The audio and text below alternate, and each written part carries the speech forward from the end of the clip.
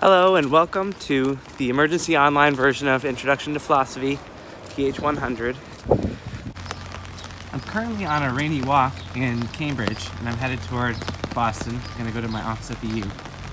BU has canceled all of its on-campus classes, as you're all aware. And so from here until at least April 13th, but maybe for the rest of the semester, we're going to be doing online content. And so this is my first time producing any online content for a philosophy class, so please bear with me as we work out the kinks of the process.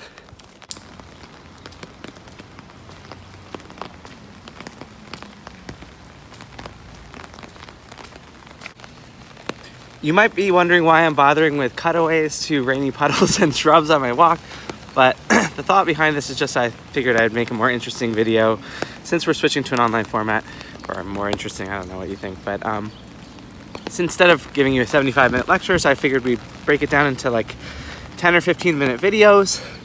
Basically, each lecture will be represented by 3 to 5 videos or something like that, and covering all the main concepts. So that's the plan. I hope you enjoy it, or at least get by on the information I can provide this way.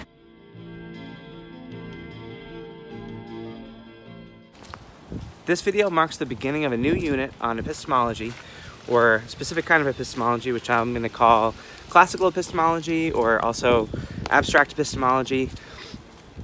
The name abstract is supposed to indicate that it's not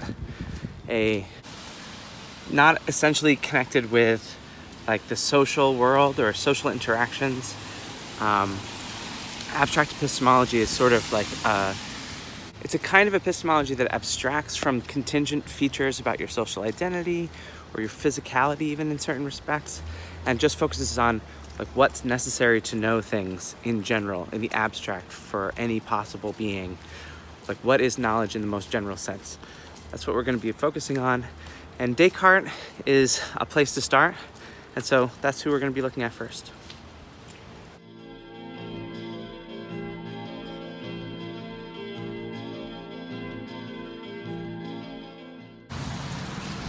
So Descartes' meditation starts with the idea that we need to find a secure foundation for knowledge. And so what I want to start by talking about is what has come to be known as foundationalism in epistemology. It's this view about what the basic level of knowledge is. In fact, it's the view that there is a basic level of knowledge, and on top of that level, everything else is built up. So we can use the bridge here as a sort of metaphorical model for foundationalism. So the idea is there's something that's holding up this big structure, the road. And the road in this metaphor is scientific knowledge. And the structural supports are sort of layers of bricks upon bricks upon bricks. But then the idea is that they have to eventually rest on something. I just want to point out also that I didn't plan to do this part of the video at the bridge. I got to the bridge when I got to this part of the video. So this is sort of the movie magic that I'm going for. Okay. So we can imagine each of these bricks as a piece of knowledge that we have. And then the metaphor is that each brick is built on top of or placed on top of some other bricks, some other things that we know. So what does it mean for one piece of knowledge to be supported by another piece? The idea is that the underlying brick provides justification for the ones on top of it. But then the bottom layer is a thing that justifies the things above it, but doesn't itself have any justification or is self-justifying. We can say that the foundations are non-inferential, that they're first principles, or that they're self-evident truths. So when Descartes says he's searching for foundations of knowledge, which will be sturdy, that's what he's talking about. He's looking for some kind of knowledge that will be undoubtable. That's a source of certainty. And then the idea is that if the rest of the structure is built on a foundation of certainty, then that will sort of impart certainty to some extent to the rest of the structure. Okay, so why does Descartes care about certainty? That's the next question on the agenda. What is the big deal about certainty? Why should we want foundations of knowledge which are certain? Well, this has to do with Descartes' understanding of what knowledge requires. The idea is, if you don't have certainty, then you don't really know. If your proposition that you claim to know admits of some doubt, well, then that means you could be wrong about it. But if you could be wrong, the thought is you don't know. Timothy Williamson calls this the KK principle. Or KK stands for, if you know, then you know that you know. And so if you don't know that you know, if you're not sure that you know, then you don't know. So this is connected to certainty how? The idea is if you're not certain that you know, then you don't know that you know. So if you don't know that you know, then you don't know. I don't know if that's a confusing mouthful, but that's the picture. So in order to have knowledge, you have to be certain. That's Descartes' definition of knowledge, or it's a necessary condition on knowledge. Knowledge requires certainty. By the way, we're crossing the Charles River now. I'm on the BU Bridge. And what do we got? I don't know if you can tell. See the ducks.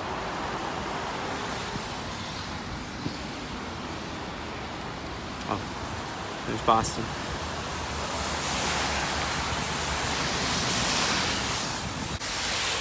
So if you combine this view of certainty with foundationalism, then you get Descartes' picture of what the foundations are supposed to be. The foundations are supposed to be certain because certainty is required for knowledge. So if we were to have these higher tiers of knowledge, if we were to have scientific knowledge and whatever else we might have, the foundation has to be certain. If it were uncertain, then the things that are built upon it would be doubtful. And we, according to Descartes' definition of knowledge, then we wouldn't be able to have any knowledge. So it's important to him that he finds some kind of foundations which are absolutely certain, or another way of putting it is that they don't admit of any doubt. If you could doubt the proposition, if you could coherently think maybe it's false, then it admits of some uncertainty, and therefore it can't be the certainty that we're looking for. It can't be the foundation for the rest of human knowledge.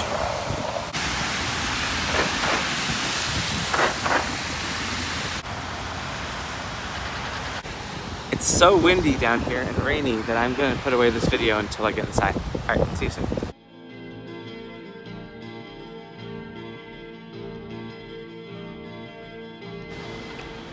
Okay, so what I want to do now is try to put up a slide on this video from the slide deck so I can talk about foundationalism for a minute. Hi. Okay, we're in my office now. I really thought that I was going to be able to insert PowerPoint slides into this video, but I don't have good software or technical know-how. So instead, I'm going to do this in the most low-tech, low sophistication way possible, which is just show you slides on my computer. Okay, so here's some of the slides that I prepared. You can find these on Blackboard. This is my graphic of foundationalism. This is sort of what I was trying to portray with the bricks, right? So the idea is that the basic beliefs are at the bottom, the non-basic beliefs are the ones above there, and the arrows are sort of inferential or evidential support relationships between the ones at the lower levels and the ones at the higher levels.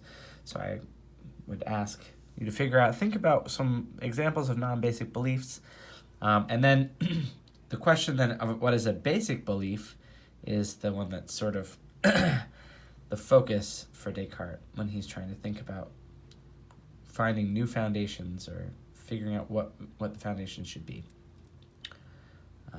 That's what Descartes wants to know. All right, this is the argument. This is the slide that I wanted to add to the video.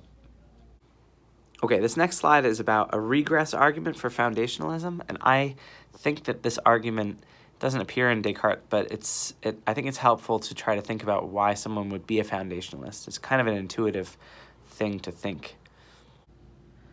So the regress argument says, premise 1 is to be justified in believing P on the basis of E, you must be justified in believing E. What does it mean to believe something on the basis of E? That means that E is your evidence for it. I mean, that's why I picked E for the letter. So E is the evidence for P. So what that premise says is, if you're going to be justified in believing one thing on the basis of evidence, then you also have to be justified in believing the evidence. I mean, you have to be justified in believing the proposition that states your evidence. So if we look at the previous slide again, the idea is that whatever you're inferring up here, this is like the evidence for it. But if you're going to be justified in believing this thing, then you have to be justified in believing that, because that's the basis for believing this. So the first premise here just says that basically in order for something to be evidence, we have to be justified in believing it. The second premise here says infinite chains of justification are not possible for finite beings like us humans. In other words, an infinite chain here, the idea would be to have an infinite chain going down this way. So the infinities would be going down here.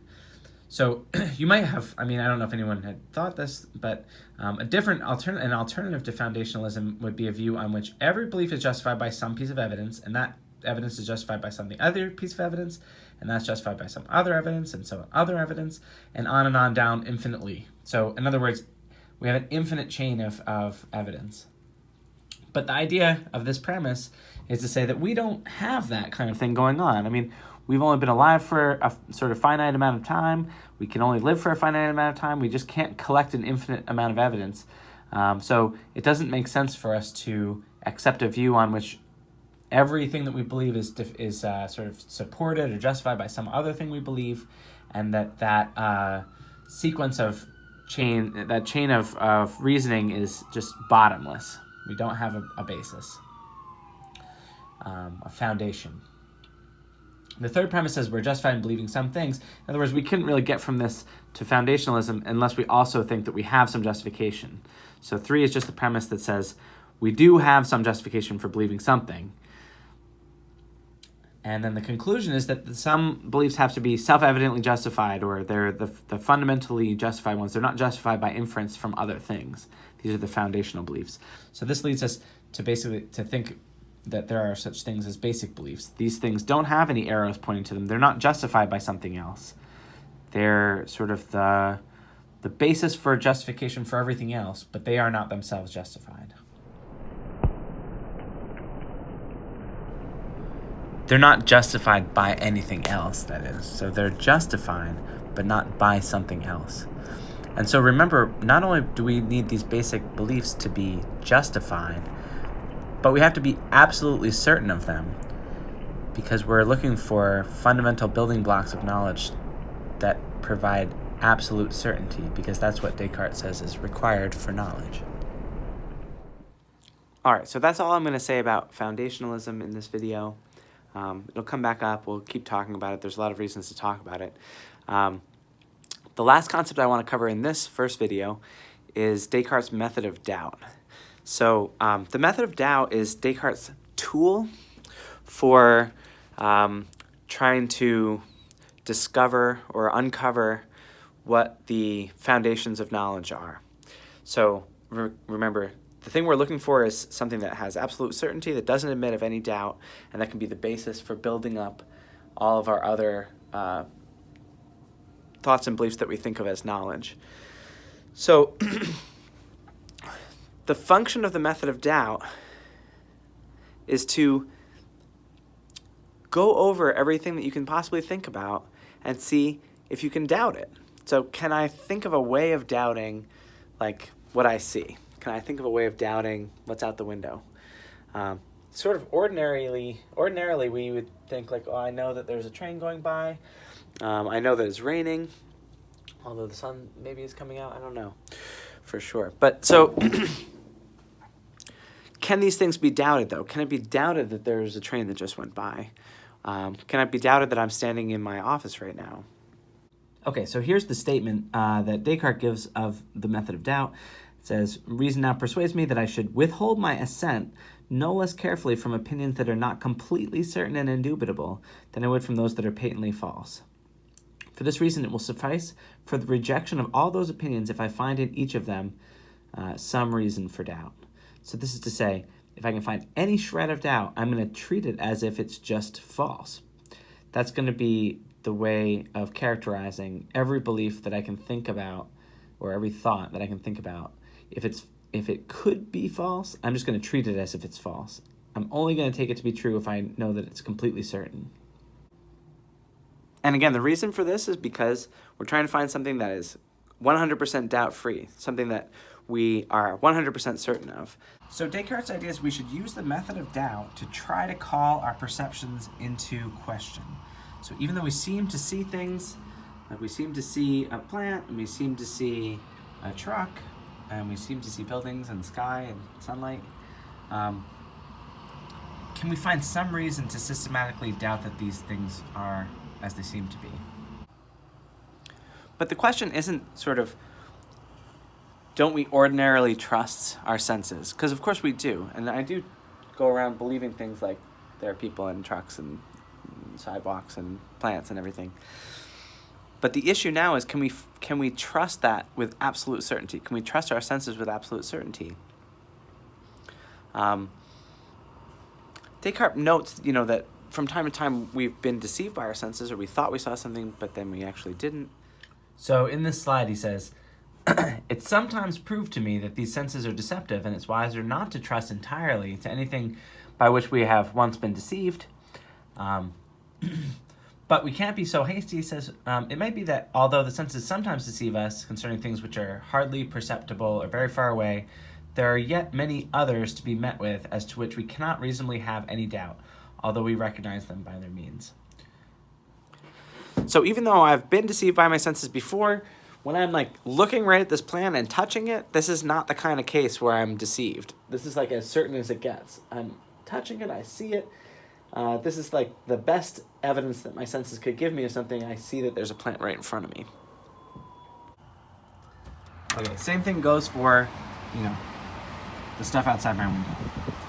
I'm just about as sure as I could be that there's a car right in front of me, right, or a truck, or train tracks. This is my senses working at their best right now.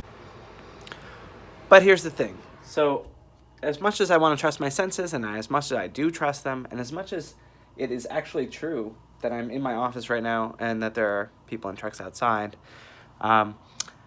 I can't completely rule out the possibility that I'm just dreaming all of this right now. So there are possibilities that I cannot distinguish from what I'm experiencing right now, like that I'm asleep in bed, therefore not in my office. And, maybe it's 3 a.m. and all the trucks that I seem to see right now, they're not really there. They're not really on CAS Ave. They're someplace else, if they even exist, if I didn't just make them up. So the possibility that I'm dreaming, it doesn't seem to me like I'm dreaming right now, but can I 100% rule out that possibility? That is what we call the argument from dreams. So that's actually where I want to pick up next time, though. So that's just a preview for the next video. So hopefully this has been informative and useful and fun. And I expect and hope you to keep watching since,